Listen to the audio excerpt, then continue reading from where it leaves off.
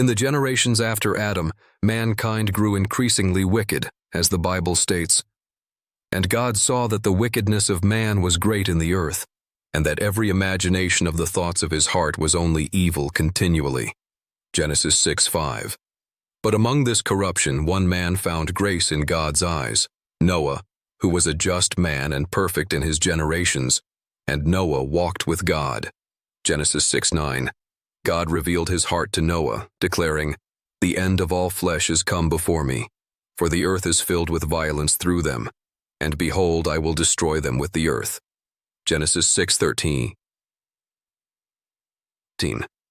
Yet in his mercy, God provided a way of salvation. He commanded Noah to build an ark of gopher wood, giving precise specifications.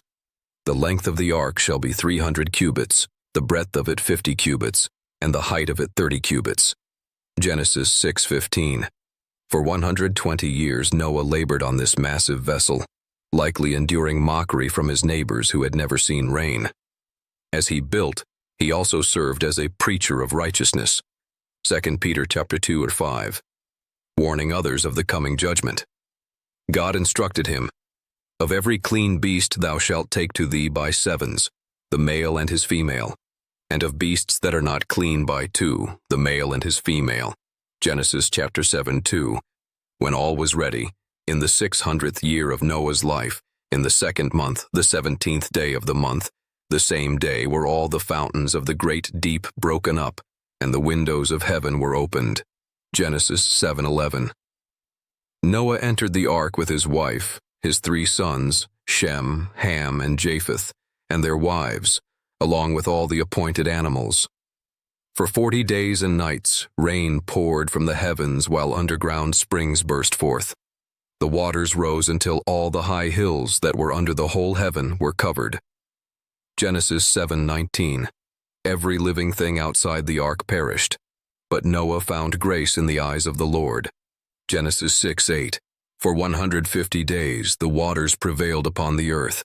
Then God remembered Noah and sent a wind to begin drying the earth. The ark came to rest upon the mountains of Ararat. Noah sent forth a raven, which flew back and forth until the waters dried. He then sent a dove 3 times. On its second return, lo, in her mouth was an olive leaf plucked off. Genesis 8:11, signaling that life was returning to the earth. When Noah finally emerged from the ark, his first act was worship. And Noah builded an altar unto the Lord, and took of every clean beast, and of every clean fowl, and offered burnt offerings on the altar. Genesis 8:20. God responded with a covenant, promising, "Neither shall all flesh be cut off any more by the waters of a flood, neither shall there any more be a flood to destroy the earth." Genesis 9:11. As a sign of this covenant, God set his rainbow in the clouds, declaring, "This is the token of the covenant which I make between me and you and every living creature that is with you for perpetual generations." Genesis 9:12. Noah lived 350 years after the flood, seeing the earth repopulated through his 3 sons, from whom was the whole earth overspread. Genesis 9:19. The story of Noah demonstrates God's perfect balance of justice and mercy, his judgment against sin, and his grace toward those who walk in faith. As Jesus later referenced, this account serves as a warning and hope for future generations about God's coming judgment and his provision of salvation for those who trust in him.